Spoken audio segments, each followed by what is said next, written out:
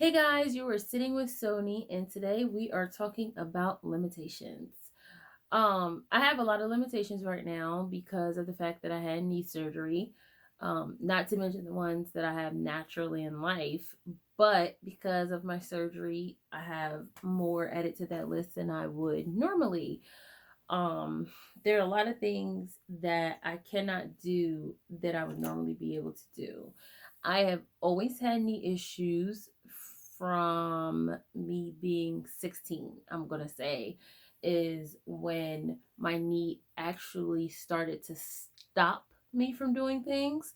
So from then, I've always had knee issues, but having surgery is a completely different ball game when you can't even bear weight on your leg. So I had knee surgery on my left leg, my knee, and my tibia, and I cannot bear weight on it. It's been 4 weeks. I still have four more to go. And doing the simplest thing sometimes becomes the hardest thing. Something like carrying a cup from one side of the room to the other. I can't carry cups with my crutches, so I can't do that. Can't carry cups with a walker. I have a bag that I put stuff in, stuff spills in a bag. It's just limitations. It's stuff that you can't do that is so frustrating that you try not to let get you frustrated, but it does. It gets you frustrated, it gets you mad because it makes you mad, it makes you sad, it makes you think about everything that's going on in your life. It's a trickle effect, which is what I call it, which is what happens to me, and I know it happens to other people. So we're going to be talking about that today. Um, the fact that this is my fourth knee surgery on my left knee, and I'm 33 years old, is a big deal. I had two ligament tears, two different types of ligament tears, and then I've had two surgeries on my actual bone. So I had surgery 2 years ago. I was in a car accident and escalated the problem that I already had with my osteoarthritis, and I had to have surgery on my bone then. And this surgery that I had this time was on my bones, my knee joint, and my tibia. And this one was very extensive. It was a lot worse than the other ones, any other surgeries that I've had. Worse meaning um the extent of it, the healing process, the pain, which let me tell you, it's been different because of course I'm thinking I've had surgery before. I was kind of expecting what to expect, if that makes sense, and it, yeah, wasn't, not at all. And then of course, after I had surgery, coronavirus. So this has been so fun for me. And I can honestly say I'm halfway glad about the way things have happened because it's caused me to start talking. I've wanted to do this podcast for 2 years. I'm going to continue to call this a podcast. I probably said this before, but I'm going to continue to call it a podcast. My YouTube channel. I've wanted to start it for the last 2 years. I have had so many ideas to start it, and they've evolved, they've changed, they've gotten smaller and bigger and whatever, and changed and changed and changed and changed some more. And it's to the point now where it was just like, Shelly, just do it. Forget it. Just do it. Just put it out there. If people don't watch it, they just don't watch it. And either you can put it out there and they don't watch it, or you can stop putting it out there. But just do it. So I'm just doing it. And that was one of my limitations. The fact that I had a husband that worked full time plus, like, he always worked more than 40 hours. And I worked, and my kids went to school. I help in a huge I help a lot with my mother and the ailments that she has, and getting her to her appointments and things of that nature. Which, taking care of your children is to be expected. You have kids, you have to take care of your kids. Taking care of your mother when you have two other siblings is very different things. I'm the youngest, I'm the only girl. I am the closest to her, which I know why a lot of it falls on me, but I am the only person that is medically inclined, I'm going to say, which has a lot to do with the fact that I control a lot of her medical stuff. I don't put up with the foolishness when it comes to her doctors. And I know, I'm not going to say my brothers would, like, they would on purpose, but they wouldn't know not to. I'm going to put it that way. Um, the majority of that kind of stuff falls on me with her. So I don't really have free time.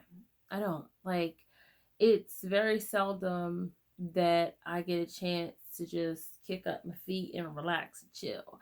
I am supposed to be relaxing now with my surgery. I'm supposed to be doing the bare minimum, and I have been doing more. I have been doing as much as I would normally do. Let me put it that way. I've still had to go grocery shopping. Stuff like that is harder to delegate to my husband because we have very picky children, or we have a very picky child where when it comes to brands, when it comes to the specific of the brand, and because I'm the one that cooks, the things that I buy, like, I'm going to use ground beef. I only buy a specific type of ground beef, which is the 98% beef, 2% fat. Like, I can't get less than that because I don't like it. And it's things that he eats and he likes that I buy specifically for him that he doesn't even know. I'm going to say it like that because there's certain things where if we're in a store together, which doesn't happen a lot, he might be like, "Oh, I want this." And I'm like, "That's not the one that I actually buy for you, that you didn't like that one." You know what I mean? So shopping is a whole nother ball game because, and then I don't always remember brands or the name of the type in that brand. It's like it's eyesight. So I've had to do the shopping, and because of the coronavirus outbreak and the way that people went crazy, I've had to go to the store quite often. I've been to the store, I'm going to say, at least once every 5 days. First time, I couldn't find everything. You go again, and then you get paid. You have to wait till you get paid, and then you go again. So, like, that has been a process. Then, if your mother needs something, which my mother is in the high risk category with, I think, like everything, and my grandmother or my uncle, my aunt, like, they're in the high risk category. So, hey, do y'all need anything from the store? Because I'm going to hop around and try to go to the store before you. Like, stuff like that. So the fact that I have limitations right now with everything going on is even harder for me. It really causes my anxiety to go up a lot because I feel as though this was definitely the wrong time to have this surgery. I would be able to help so much more, not only my family, but other families, because I am a helper, I'm a doer. I try my best to volunteer and do things like that, even though I probably don't do it as much as I should. Like, this is a time where people need as much help as possible, like food, cooking, meals, cleaning. I am a cleaning fool. Like, I'm a person who clean. Like, I like to clean. I like to clean. I like to organize. And in a time like this, it is important to keep things clean. And everybody can't do that for themselves. And a lot of people just don't want to. So, all that comes to mind, all that's popping up, all that's like, yeah, these limitations, you just get that out your mind. Just can't help nobody now. Just can't do nothing now. Can't do, but and it just bloop bloop. Shelly, start your channel. You can talk to people and you can tell people how to clean and how to organize and to adjust their limitations as much as possible, because that's what I have had to do. So something like cooking, that is something that is hard for me because I have to hop around in the kitchen.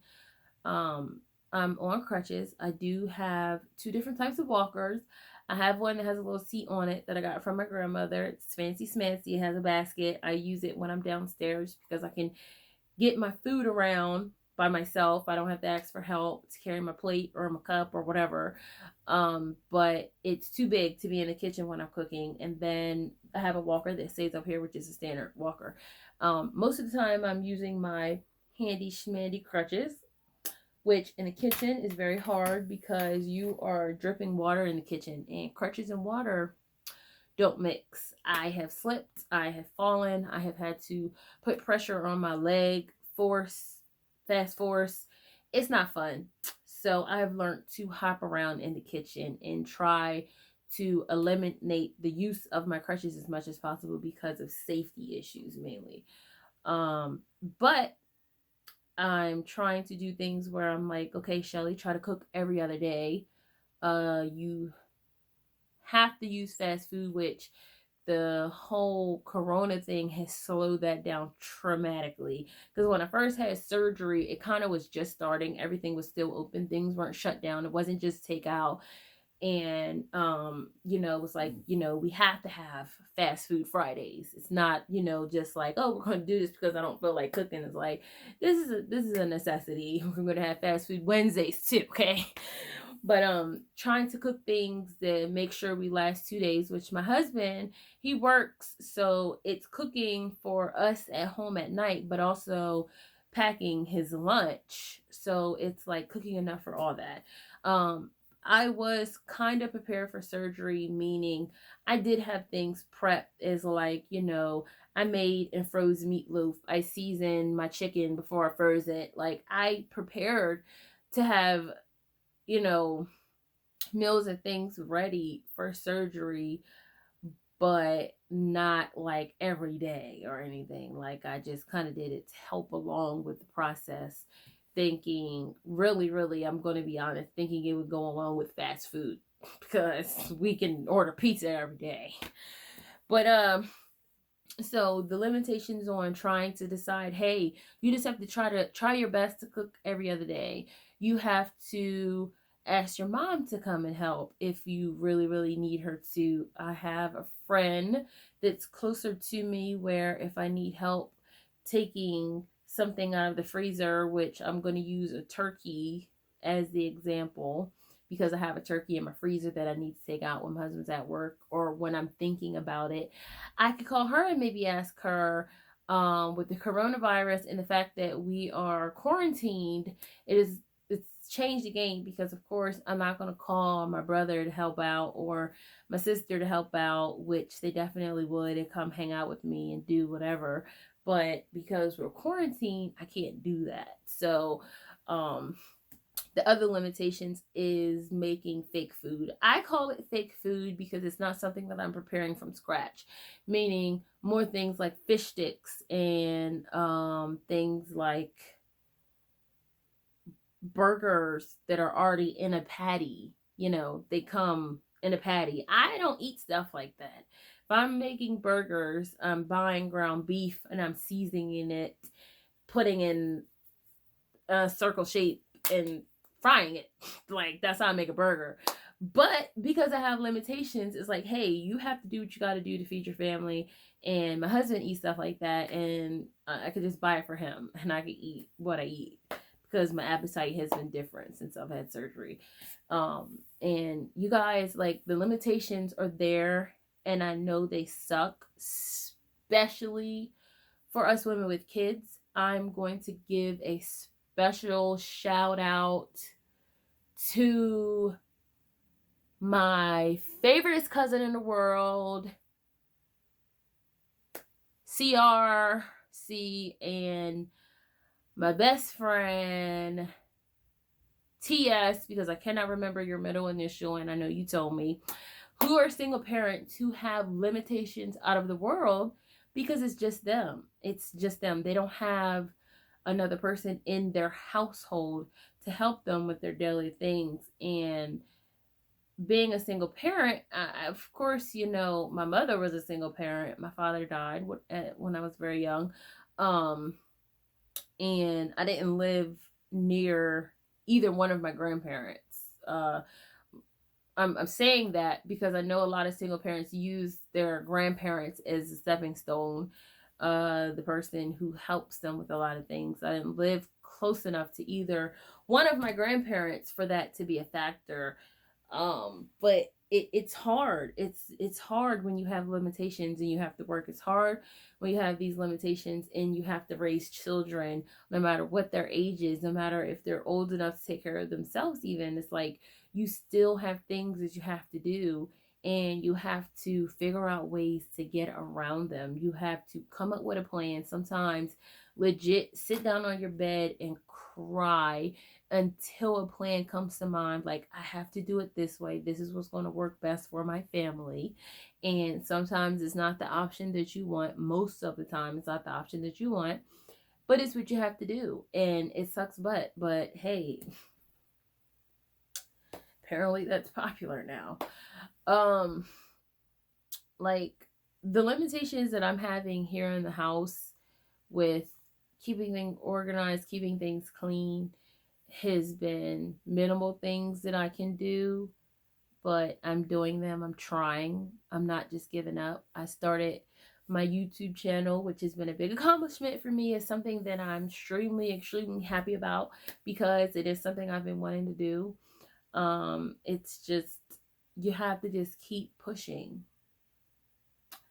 You just have to keep pushing. That's where it lands. You just have to keep pushing no matter what. No matter when you stop and pull over in your car to cry because you just had a horrible ass morning, you have to keep pushing. And my husband has been telling me this for as long as we've been together because I am a pessimistic person by nature. Like, I do not think of I don't think the best is going to happen.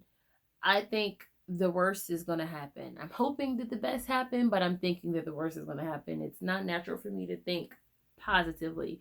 And he is, I don't know if what I would call him to be pessimistic, but he has faith in, I don't have that. And it's something that I'm learning. It's something that I am trying my best to make a norm. Let me put it that way. To think positively, to think of the better thing that's going to happen, to think that it's all going to even out. No matter what, we're going to be okay. Our family is going to make it. We're not going to have the worst case scenario happen. Or if we do have that worst case scenario happen, we will still be okay. And he is that person for me. And I think that's why we work, because in most ways, me and him are extremely, extremely different.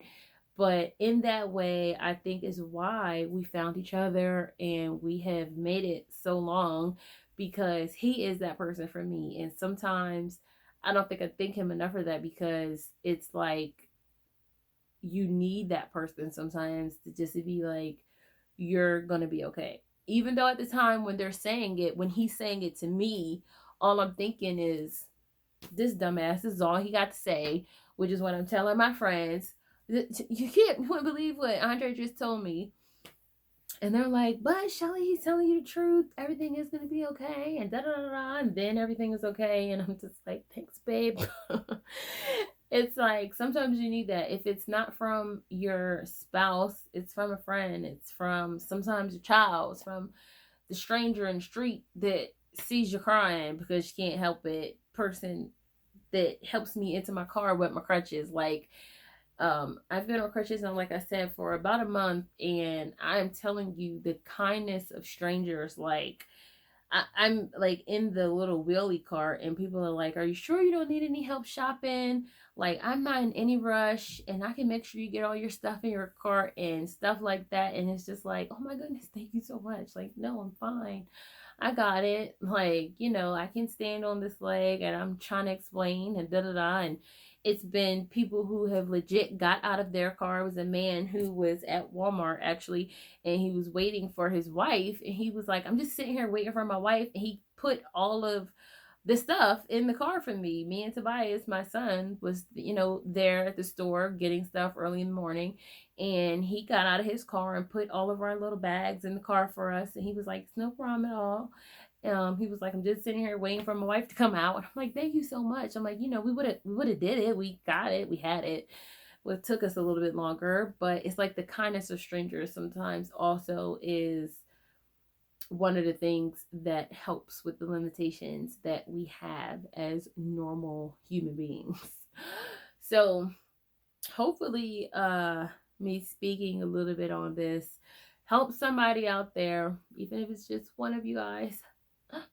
Hopefully it helps somebody. I know me speaking on things, writing in my journal about my own limitations helps me come up with ideas. So try journaling. That's a big one for me, actually, the journaling. Like when I'm frustrated and the limits seem like they're piling up, like, boop, can't do this, boop, can't do this, boop, can't do this.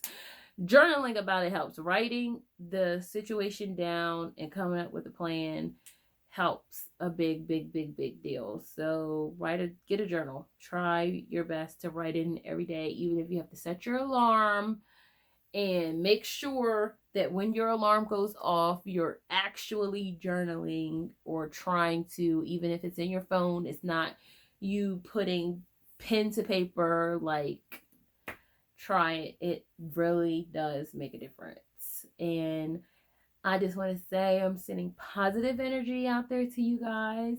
And thank you so much for sitting with Sony.